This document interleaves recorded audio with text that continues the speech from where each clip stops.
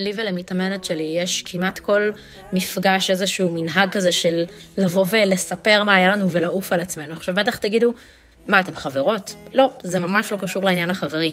זה קשור לזה שברגעים השחורים ביותר, מי שיכול להוציא אותנו מהבור שאנחנו נמצאים בו, זה אנחנו עצמנו. אחת הדרכים הכי טובות שגיליתי להוציא את עצמי מתוך המקום השחור והלא נעים הזה, זה לבוא ולעודד את עצמי. באמצעות תזכורת עצמית לאיזה יכולות ואיזה תכונות יש בי. זה משהו שאני מכירה מגיל 10 בערך. בגיל 10 הוחרמתי. ומה שעזר לי להזכיר לעצמי את הכוחות שלי, זה לבוא ולהסתכל על עצמי ולכתוב תכונה, מה טוב בי, מה אני אוהבת בי, וזה מה שחיזק אותי מהמעבר מהיסודי לחטיבה. אז מה שאני מבקשת מכם, זה לשים לב לכוח של התעופה העצמית, של המחמאות העצמיות. כן, תעופו על עצמכם.